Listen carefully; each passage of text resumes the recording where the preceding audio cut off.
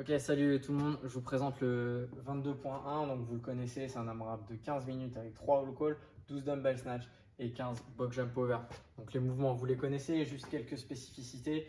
Du coup, il y a un floor qui est défini et les mecs, vous devez avoir la ligne la plus loin à 1m52 et les filles à 1m39, ça c'est standardisé, ainsi que la ligne, la partie la plus loin de la ligne à 25 cm. Il faut que votre main sur le wall call, elle coupe ici et elle coupe ici. Quand vous partez, vous n'avez pas le droit du coup de bouger les mains tant que les deux pieds sont pas au mur. Et pareil pour la descente, mais n'hésitez pas à revenir sur les standards ou sur la vidéo standard qu'on a fait avec CrossFit Challenge. La dumbbell elle doit être ici, le démarrage se fait ici pour démarrer sur les wall calls. La box après 2,75 m. Voilà, ça c'est le floor qui est obligatoire. Du coup, charge, vous connaissez 22,5 et 15. En fonction de votre niveau, vous allez avoir 3 limitants. À vous de choisir le bon limitant.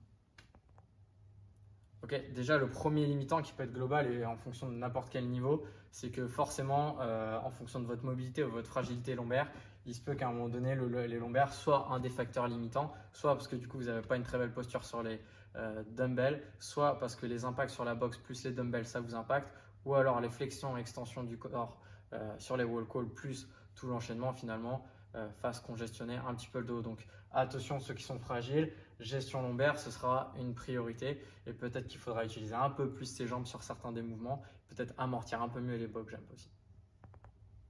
Ok, pour ceux qui sont à un niveau qu'on pourrait dire intermédiaire dans le CrossFit, vous allez faire RX, mais du coup, les mouvements vont vous impacter et assez rapidement.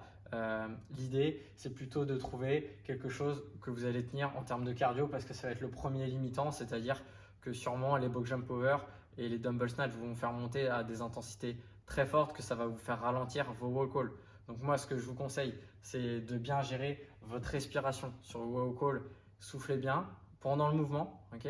Sur les dumbbell snatch, soufflez toujours à l'ouverture thoracique, ok. Et au box jump, pareil, contrôlez votre respiration. Les 10 premières minutes, elles doivent être en gestion et les 5 dernières minutes, à la rigueur, elles peuvent être un peu plus chaotiques. Ceux que je qualifierais de plutôt RX, c'est des gens qui vont maîtriser tous les mouvements, qui vont tout faire unbroken sans souci. Mais du coup, il va y avoir une congestion qui va s'installer de par le rythme qui va être imposé sur les wall calls et sur les dumbbell snatch. Okay, la vitesse d'exécution va vous faire énormément congestionner dans les épaules. Donc, je vous invite à faire un gros pivot de hanche et bien envoyer les hanches un peu comme un kettlebell swing sur les dumbbell snatch.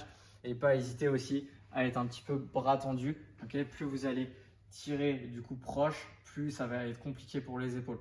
Donc sur le dumbbell, n'hésitez pas à être toujours loin, d'accord, et bien respirer aussi pour pas faire trop pumper.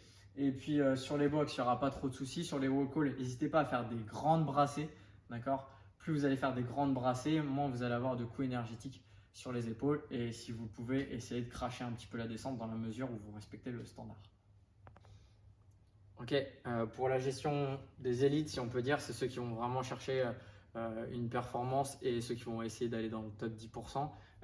L'idée, ça va vraiment être de gérer les transitions et de ne pas exploser. Si vous avez regardé la qualification, Vellner est parti un peu moins vite, mais il a rattrapé Noah Ohlsen qui était parti. Noah Ohlsen, au premier tour, il a 1,06. Dans les derniers tours, il a 1,45.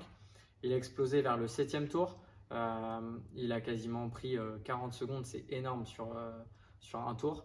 Donc l'idée, c'est de gérer ces transitions. Donc garder des transitions smooth, okay, c'est-à-dire que partez peut-être pas trop vite, jaugez à 5 minutes. À 5 minutes, faites un point. Si à 5 minutes, vous êtes parti trop lentement, et ben vous accélérez. Mais je pense que normalement, ce sera le bon rythme. Et puis après, à 10 minutes, faites un point. Et après, il faut serrer les dents les 5 dernières minutes, puisque du coup, il va y avoir quasiment que 3 tours dans les 5 dernières minutes. Sur l'ensemble, on va essayer de se rapprocher des 10, 11 et je pense que le top élite va aller sur les 12 tours. Okay, on est entre 1 minute, je dirais, pour des gens comme nous, 1 minute 15, 1 minute 30, 1 minute 40 au tour. Donc n'hésitez pas à regarder les premiers tours. Hein. Si vous êtes parti en 1 minute 06, vous êtes au même rythme que Noah Ohlsen et ça risque d'être compliqué. Donc les deux choses auxquelles il faut penser sur les box jump over, le step down est obligatoire.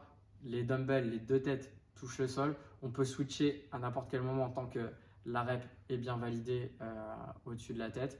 Et puis sur les wall calls, c'est juste une partie des mains qui doivent croiser les lignes. Juste attention, ne pas bouger les mains tant que les pieds ne sont pas au mur.